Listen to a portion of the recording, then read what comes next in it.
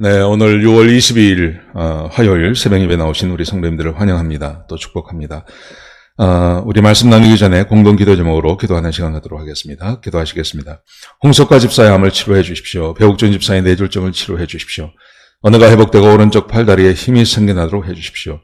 과간나 집사의 허리를 치료해 주십시오. 권하다 집사가 다시 걷도록 해 주십시오. 오규선 어린이가 회복이 잘 되게 해 주십시오. 강봉 장로의 임파선암을 치료해 주십시오. 김경수 집사의 당뇨를 치료해 주십시오. 우한 폐렴으로부터 우리를 지켜주십시오. 예수님의 이름으로 기도합니다. 아멘. 아멘.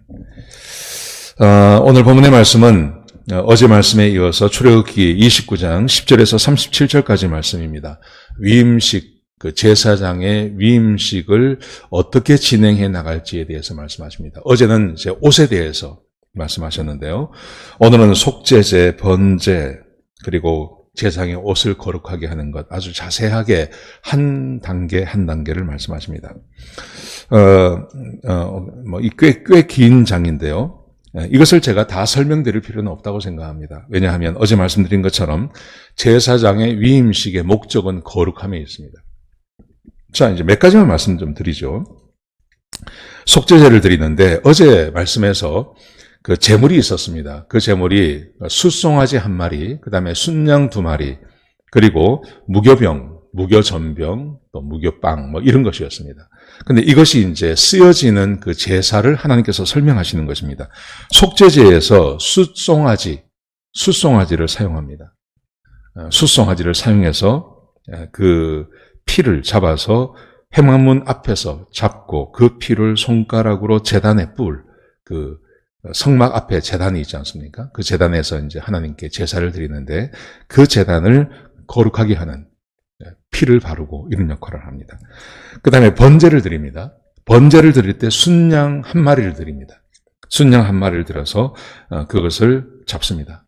그것을 잡고 순양에 각을 두고 해서 그것을 제단에 불로 사릅니다. 이것이 이제 번제라는 것입니다. 그 다음에 제사장의 옷을 거룩하게 하는 것이 있습니다. 제사장의 옷을 입지 않습니까? 어제 우리가 함께 나눈 그 말씀, 그 옷을 거룩하게 할 때도 순양 1마리를 사용합니다. 이렇게 해서 하나님께 요제를 드리고 화제를 드리고 제사장의 옷까지 다 합니다. 자, 그런데 이런 이제 위임식을 해 나가는 그 목적이 있는데요. 그 목적을 성경은 분명히 이렇게 말씀하십니다. 36절, 37절에 보시면 이렇게 말씀하세요. 매일 숫송아지 하나로 속죄하기 위하여 속죄제를 드리며 또 제단을 위하여 속죄하여 깨끗하게 하고 그것에 기름을 부어 거룩하게 하라. 목적이 있습니다. 그 목적이 바로 속죄를 통해서 거룩하게 하라는 것입니다. 그러면서 37절에 보시면 너는 이래 동안 제단을 위하여 속죄하여 이 위임식을 7일 동안 이제 이어가거든요. 근데 7일 동안 하는데 너는 이래 동안 제단을 위하여 속죄하여 거룩하게 하라. 계속 거룩을 강조하십니다. 7일 동안 이 하나님께서 명령하신 대로 그 일을 계속 하라는 겁니다. 그래서 그렇게 되면 그것이 거룩해진다는 겁니다. 거룩하게 하라. 그리하면 지극히 거룩한 제단이 되리니 이 제단에 접촉하는 모든 것이 거룩하리라. 위임식을 거행하는 그 주된 목적은 거룩함에 있습니다. 그리고 하나님께 제사를 드려야 되는데 그 제단을 거룩하게 하고 그 제단에 닿는 모든 것들이 거룩하게 될 거다. 거룩에 있습니다. 거룩. 자, 그런데 예수님께서 오셔서 이 모든 제사를 다 폐하셨습니다.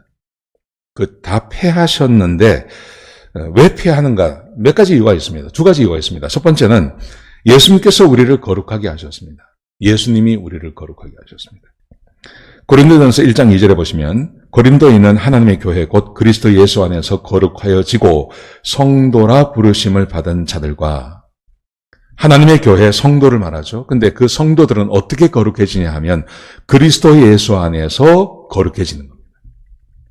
제사를 통해서가 아니라요. 소를 잡고 양을 잡고 어떤 그 제사의 번제를 드리고 해서 제사의 과정을 통해서 사람이 거룩해지는 게 아니라 예수 그리스도를 통해서 거룩해지는 겁니다. 굉장히 중요한 주제입니다.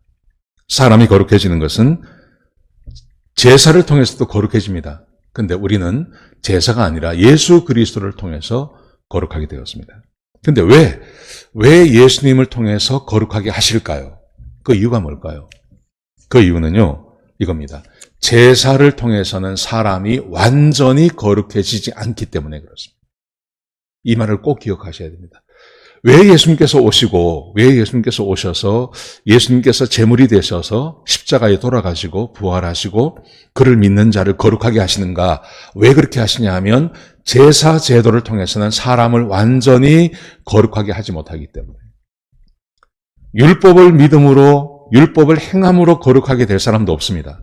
뿐만이 아니라 제사를 통해서 완전히 사람이 거룩하게 되지 않습니다. 그래서 예수님께서 오셔서 한 번의 제사로 우리를 완전히 거룩하게 하시는 것입니다. 자, 이 말씀을 잘 보여주는 게 히브리서 10장 10절입니다. 제가 읽어드리겠습니다. 이 뜻을 따라 예수 그리스도의 몸을 단번에 들이심으로 말미암아 우리가 거룩함을 얻었노라. 예수 그리스도께서 제물이 되셨어요. 송아지가 되셨고 순양이 되셔서 제물이 바쳐진 제물이 되셨어요. 그래서 우리가 거룩하게 되었어요. 왜 그렇게 하셨는지 이유를 설명하십니다. 제사장마다 매일 서서 섬기며 자주 같은 제사를 드리되 이 제사는 언제나 죄를 없게 하지 못하거니와. 완전히 죄를 없게 하지 못합니다. 왜냐하면 제사를 드릴 때는 거룩하게 되지만 나가서 또 죄를 짓습니다. 또 죄를 지으면 그는 또 부정한 사람이 되는 겁니다. 그럼 또 제사를 드려야 돼요. 또 제사를 드린다고 해서 완전히 깨끗하게 되는 건 아니지 않습니까? 죄의 종류가 여러 가지가 있는데 그 죄의 종류에 따라서 드려지는 제사가 다 달라요. 이 제사를 다 온전히 드릴 수 있는 사람이 없는 겁니다. 또 제사를 드렸다고 해서 완전해지는 것도 아니고요. 나가서 죄를 지으면 또 죄인이 되는 겁니다. 이게 무한반복해야 되는 것이죠. 그래서 말씀하시기를 날마다 드려지는 제사를 통하여서 죄를 완전히 깨끗하게 할 수 없기 때문에 그래서 예수님께서 오셨습니다. 자, 12절 제가 읽어드리겠습니다. 오직 그리스도는 죄를 위하여 한 영원한 제사를 드리시고 하나님 우편에 앉으사 그 후에 자기 원수를 자기 발등상이 되게 하실 때까지 기다리시나니 그가 거룩하게 된 자들을 한 번의 제사로 영원히 온전하게 하셨느니라. 예수께서 한 번의 제사로 모든 사람을 완전히 온전하게 하셨습니다. 제사 제도가 없어진 이유, 그 제사 제도 가지고는 사람을 온전하게 할 수 없기 때문에 예수님께서 십자가에서 못 박히셔서 돌아가셔서 온전하게 되셨습니다. 자, 보십시오. 왜 제사 제도가 없어졌는가? 왜 지금은 제사를 드리지 않는가? 이렇게 복잡한 제사를 왜 하나님께서 폐하셨는가? 제사 제도는 사람을 완전히 온전하게 하지 못합니다. 그래서 없앴습니다. 그리고 예수님을 통해서 우리가 완전해집니다. 예수를 믿음으로 우리가 거룩한 사람이 되는 겁니다. 자, 그러면 한 가지 오해가 생깁니다. 이제 이렇게 말씀드리면 예수님께서 한 번의 제사로 모든 사람을 완전히 거룩하게 하셨습니다. 예수를 믿기만 하면 그 사람은 완전히 거룩한 사람이 됩니다. 그래서 나오는 오해가 있습니다. 그러면 죄를 지어도 괜찮단 말인가? 네, 이론적으로는 괜찮습니다. 이론적으로는 괜찮은데요. 그게 괜찮은 게 아니죠. 왜냐하면 히브리서 12장에 보시면 이렇게 말씀하세요. 하나님께서 징계하는 사람이 있어요. 징계가 없으면 사생자요 하나님의 아들이 아니라 그래요. 근데 왜 징계하시냐 하면 하나님의 백성이 거룩함을 유지하게 하려고요. 내가 이미 거룩해졌습니다. 목욕을 했습니다. 깨끗하게 됐습니다. 근데 내가 가서 뻘밭에 들어가서 다시 몸을 더럽힌다? 그렇게 해서는 안 된다는 거죠. 그래서 하나님께서, 주께서 사랑하시는 자마다 징계하신다고 말씀하세요. 그러면서 이렇게 말씀하십니다. 히브리서 12장 12절을 보시면 그러므로 피곤한 손과 연약한 무릎을 일으켜 세워 너의 거룩함을 유지하라. 12장 14절에 보시면 모든 사람과 더불어 화평함과 거룩함을 따르라. 이것이 없이는 아무도 주를 보지 못하느니라. 거룩함을 따르라. 이제 거룩해졌으니, 이제 깨끗해졌으니 뻘밭에 가서 구르지 말고 그 깨끗함을 유지해 나가며 하나님과 동행하는 삶을 살라. 그러지 아니하면 하나님의 얼굴을 볼 사람이 없다. 이렇게 말씀하세요. 우리가 거룩해졌으므로 이 거룩함을 가지고 유지하며 거룩한 삶을 계속 살아나가시면 하나님의 얼굴을 볼 수 있다는 겁니다. 하나님의 영광을 경험할 수 있다는 겁니다. 우리가 기도하면 하나님께서 응답해 주신다는 것입니다. 우리를 구원하시고 거룩하게 하신 목적이 무엇인지를 분명히 알 수 있는 겁니다. 그것은 거룩함을 유지하는 삶을 살게 하시려고요. 거룩한 백성이 되게 하시려고 하나님께서 그렇게 하셨습니다. 예수를 믿고 구원받고 하나님의 백성이 되면 거룩하게 된 거 맞습니다. 그리고 이 거룩함은 취소되지 않습니다. 여러분, 그렇다고 해서 말입니다. 내가 내 원하는 대로 내 마음대로 살면 어떤 일이 벌어지냐 하면 하나님의 징계가 우리에게 임한다는 것을 기억하셔야 돼요. 그래서 거룩하게 사셔야 돼요. 사셔야 돼요. 꼭 거룩한 삶을 사셔야 돼요. 성경이 이것을 얼마나 많이 강조하고 있는지 모릅니다. 자, 오늘 본문이 우리에게 주고 있는 교훈, 제사장의 위임식을 위해서 아주 복잡한 그런 제사를 드립니다. 속죄제, 번제, 화제, 요제, 심지어 제사장들이 입는 그 옷을 정결하기 위해서 양을 잡습니다. 여러분, 그런데 지금은 이것이 다 필요가 없습니다. 이 필요 없는 이유가 이 모든 것의 목적이 거룩함에 있습니다. 그런데 사람이 거룩하게 되는 것은 예수 그리스도를 믿음으로 거룩하게 됩니다. 어떻게 그게 가능하게 되었나요? 예수님께서 한 번의 제사로 완전한 제사를 드리셨기 때문에 그 예수를 믿기만 하면 거룩한 사람이 될 수 있는 겁니다. 지금 우리가 해야 할 일은 이 거룩함을 유지해 나가는 것.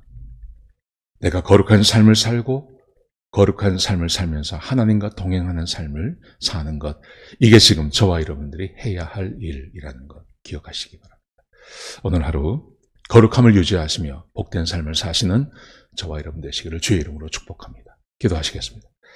아버지 하나님 감사합니다. 우리를 거룩하게 해주시고 하나님의 자녀 삼아주시니 감사합니다. 하나님 거룩함을 유지하며 하나님과 동행하는 주의 백성들이 되게 축복하여 주옵소서. 주님 감사합니다. 예수님의 귀하신 이름으로 기도드렸습니다. 아멘.